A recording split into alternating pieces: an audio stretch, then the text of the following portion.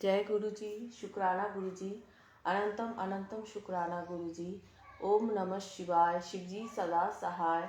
ओम नमः शिवाय। गुरु जी सदा सहाय। गुरु जी, आज मैं दिव्य आवा की पाठ करने जा रही हूँ। मेरी इस पाठ में कोई भी भूल त्रुटि हो जाए तो माफ़ कर दीजिएगा गुरु जी। Page number 113। ईश्वर दूत। किसी भी स्पष्ट कारण के अभाव में जब महाविद्यालय में पढ़ रहा मेरा पुत्र शोक संतप्त हुआ तो मुझे अत्यंत दुख हुआ। मैं ध्वस्त हो गई थी। यद्यपि हमने कोई विशेषज्ञों की राय ली, मुझे गुरुजी की याद आई जिनके बारे में मैंने अपनी बेटी से सुना था। मेरी बेटी की एक मित्र का परिवार गुरुजी के पास जाते थे। मित्र की मां ने गुरुजी से परिचय कराने का प्रस्ताव स्वीकार कर लिया था। उन्होंने बार बार यह आश्वासन भी दिया कि सब कुछ पहले जैसा हो जाएगा और मेरा पुत्र का वर्ष भी नष्ट नहीं होगा। गुरुजी सब सही कर देंगे। मैं तो अपने पुत्र को स्वस्थ देखना चाहती थी। महाविद्यालय में 1 वर्ष का नुकसान तो कोई विशेष बात नहीं थी। पहले दर्शन के समय ही गुरुजी अत्यंत उदार और ध्यान रखने वाले प्रतीत हुए। एक बार उन्होंने सब कुछ ठीक होने की बात कही तो मैं निश्चिंत हो गई। गुरुजी की कृपा से मेरे पुत्र ने शनै शनै प्रगति करनी प्रारंभ कर दी। चिकित्सक के परामर्श के विरुद्ध मेरे पुत्र ने आधी परीक्षाएं नियत कार्यक्रम के अनुसार दी। उसके पश्चात महाविद्यालय के अधिकारियों ने उसे 1 मास के उपरांत शेष परीक्षाएं देने की आज्ञा भी दे दी। फलस्वरूप वह सब में अच्छे नंबर लेकर उत्तीर्ण हुआ। परमात्मा और गुरुजी की कृपा से मेरा पुत्र 1 माह में पूर्ण रूप से रोग निवृत्त हो गया। अब वह आनंद पूर्वक अपने छात्रावास में रहकर अच्छी तरह से अध्ययन कर रहा है। उसका शोक संतप्त मानसिक रूप एक बुरे स्वप्न की भांति लगता है। गुरुजी से मिलने के पश्चात ऐसा प्रतीत होता है कि पूरे परिवार को उनका स्नेह प्राप्त हुआ है। हमें उनकी छाया में सुरक्षा का आभास होता है। मैं गुरुजी की दया के लिए सदा उनकी कृतज्ञ रहूंगी। वह वास्तव में ईश्वर दूत है। एक भक्त। शुक्राना गुरुजी। अनंतम शुक्राना।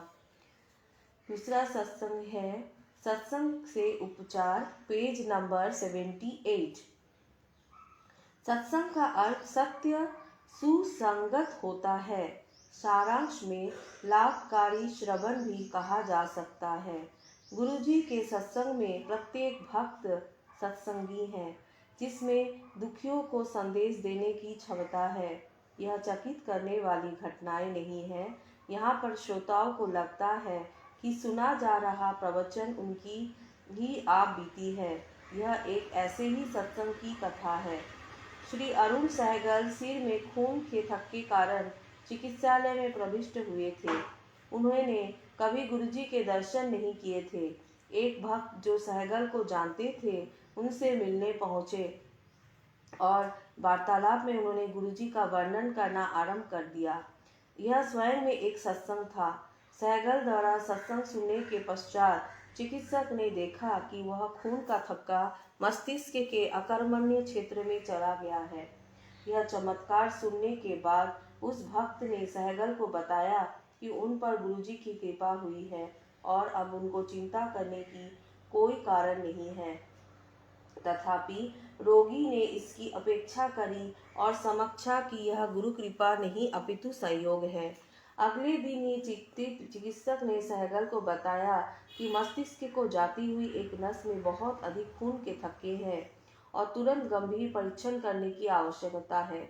उन्होंने चिकित्सा पद्धति का वर्णन करते हुए कहा कि वह बहुत संकटपूर्ण होगी। रोगी और उनका परिवार उस समय व्यग्र हो गए और गुरुजी से सहायता के लिए विनती करने लगे। चिकित्सालय से अवकाश प्राप्त करने के बाद उन्होंने परिवार सहित गुरुजी के पास आना प्रारंभ कर दिया। 3-4 बार गुरुजी के यहाँ आने के पश्चात गुरुजी ने सहगल को लंगर खाने को कहा। उसके पश्चात गुरुजी ने उनको स्वस्थ घोषित कर दिया। गुरुजी के वचनों की सत्यता तब सिद्ध हुई जब सहगल ने उन्हें पुनः अपने सब परीक्षण करवाए और उसके नकारात्मक परीक्षण निकले। अरुण सहगल, दिल्ली दारा कथित। शुक्राना गुरुजी, अनंतम अनंतम शुक्राना। ओम नमः शिवाय। शिवजी सदा सहाय। ओम नमः शिवाय। गुरुजी सदा सहाय। अनंतम शुक्राना गुरुजी। जय गुरुजी।